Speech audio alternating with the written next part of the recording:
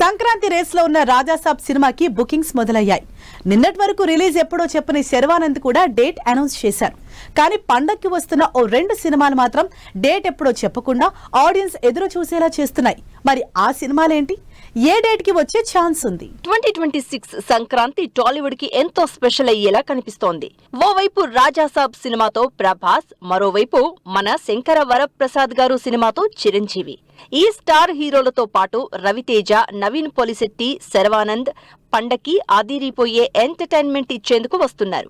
అయితే వీళ్లలో కొందరు తమ సినిమాల రిలీజ్ డేట్ పై క్లారిటీ ఇవ్వగా, చిరంజీవి, రవితేజ మాత్రం సినిమా థియేటర్స్ లోకి వచ్చేదెప్పుడో చెప్పకుండా ఆడియన్స్ ఎదురు చూసేలా చేస్తున్నారు. అనిల్ రావిపూడి డైరెక్షన్ లో చిరంజీవి నటిస్తోన్న మన శంకర వరప్రసాద్ గారు సినిమా సంక్రాంతికే విడుదల కానుంది. కానీ మేకర్స్ మాత్రం రిలీజ్ ఎప్పుడో చెప్పకుండా అటు ఆడియన్స్ ని ఇటు ఫ్యాన్స్ ని వెయిట్ చేస్తూనే ఉన్నారు.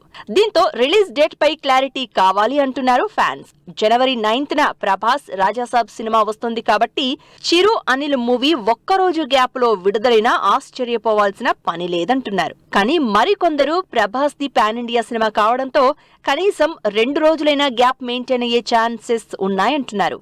దీన్ని బట్టి చూస్తే మన శంకర వరప్రసాద్ గారు సినిమా జనవరి 12, 13 తేదీల్లోనే బాక్సాఫీస్ ముందుకు వచ్చే అవకాశం కనిపిస్తోంది. సంక్రాంతి బాక్సాఫీస్ ముందుకొస్తున్న మరో సినిమా భర్త మహాశయులకు విజ్ఞప్తి.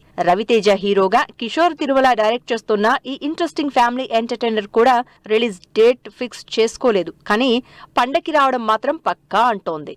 ఆల్రెడీ జనవరి 9న రాజాసాబ్, జనవరి 14కి నవీన్ పొలిశెట్టి అనగనగా ఒక రాజు, శర్వానంద్ నారీ నారీ నడుమ మురారి సినిమాలు డేట్స్ లాక్ చేసుకున్నాయి.